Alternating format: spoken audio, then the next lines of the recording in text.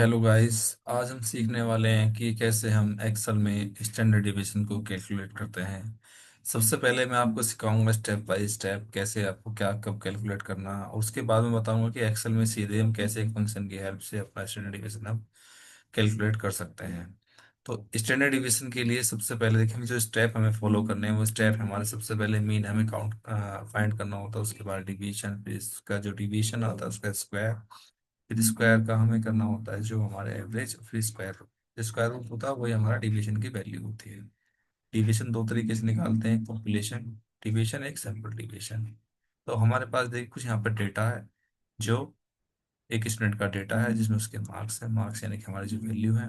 सबसे पहले मीन हमें निकालना है, तो मीन निकालने के लिए हमारे पास फंक्शन होता है एवरेज। एवरेज फंक्शन हमने यहाँ पे यूज किया है वो है। तो एवरेज फंक्शन एक्सेल में कैसे यूज करते हैं अगर आपको नहीं पता है तो आप यहाँ पे सीख सकते हैं। एवरेज आपने फाइंड कर लिया है। स्टेप फर्स्ट हमारा एवरेज यानी कि मीन हमें फाइंड करना था, हमने कर लिया। सिंपल 5 स्टेप में आप सीखेंगे कि कैसे आप एक स्टैंडर्ड डिविएशन आप कैलकुलेट कर सकते हैं अपने डेटा पे। डेटा आप कितना भी बड़ा हो उतना बड़ा डेटा आपका हो सकता है। फिर डिवीजन होता है हमारा एक्स यानी कि वैल्यू माइनस मीन, इनकी जो हमारी वैल्यूज हैं ये इनमें से माइनस कर देंगे हम मीन को, तो हमारी आ जाएगी डिवीजन। ठीक है। तो हमारी जो वैल्यूज ये हैं और यहाँ पे हमें क्या करना है, इसको हमें डिवीजन को निकालना है। डिवीजन निकालने का फॉर्मूला मैंने बताया, डिवीजन वैल्यू यानी कि एक्स वैल्यू माइनस मीन। तो वैल्यू हमारी ये रही, माइनस मीन हमारा ये रहा यहाँ पर। और इसको जो वैल्यू ये मीन है इसको हम फिक्स कर देंगे F4 की प्रेस करके। ठीक है, और एंटर। ये हमारा मीन यहाँ पे, सॉरी, डिविएशन की वैल्यू आ गया। अब डिविएशन जब हमारा आ चुका है उसके बाद देखिए डिविएशन, उसके बाद स्क्वायर, फिर एवरेज, फिर स्क्वायर रूट। तो डिविएशन का हमें क्या करना है, स्क्वायर करना है स्टेप 3 पे। Square is deviation, square is deviation यानी कि एक्स माइनस मीन डिविएशन है हमारे, इसका स्क्वायर करना है। स्क्वायर के लिए हमारा फंक्शन होता है स्क्वायर रूट, सॉरी स्क्वायर यानी कि हमारा फंक्शन होता है पावर। ठीक है, इक्वल टू पावर। और आप यहाँ पे इसका फंक्शन कितनी पावर, इसकी 2। ठीक है, तो इसका स्क्वायर आ जाएगा जब आप इसको यहाँ पे टोटल करेंगे तो। ठीक है, तो हमारा स्क्वायर आ चुका है। तो हम 3 स्टेप हमने कर लिया, मेन, डिवीजन, स्क्वायर, फिर एवरेज में फाइंड करना है और फिर स्क्वायर रूट।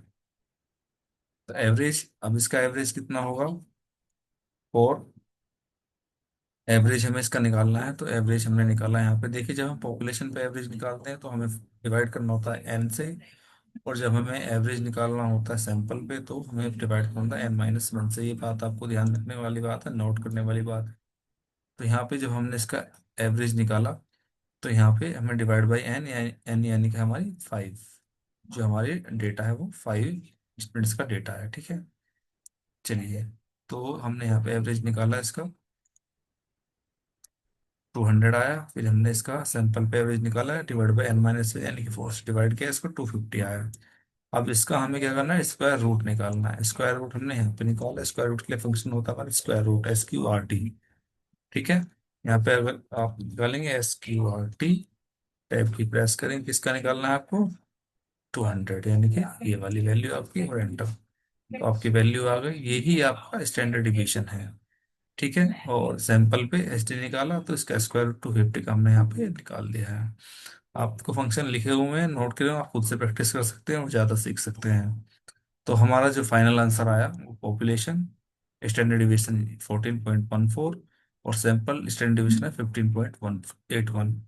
इन एक्सेल वेरी इंपॉर्टेंट, ये एक्सेल में आप कैसे सीधे इसको निकाल सकते हैं। आपके पास जो डेटा था ऊपर वो मैंने यहाँ पे नीचे ले लिया है, और सीधा हमारा यहाँ पे फंक्शन होता है सैंपल के लिए STD, standard division dot S, और पॉपुलेशन के लिए स्टैंडर्ड डिवीजन डॉट पी। तो हम यहाँ पे लिख लेंगे स्टैंडर्ड डिवीजन STD, और हमें निकालना है एस पर सैंपल पर। तो टैब प्रेस करेंगे, डेटा को सिलेक्ट करेंगे और एंटर, और सिंपल सीधा STD। अब निकालना पॉपुलेशन पे, तो सिंपल आप निकालेंगे।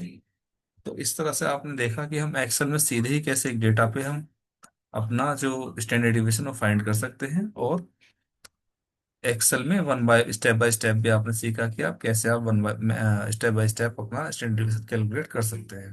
तो एक्सेल आपको हेल्प करता है कि आप सीधे फंक्शन यूज करके अपने वैल्यूज को फाइंड कर सकते हैं। तो आज हम इतना ही रखेंगे, बाकी हमारे नेक्स्ट वीडियोस आते रहेंगे, आप उनको देखते रहिए। चलिए आज के लिए इतना ही, थैंक यू।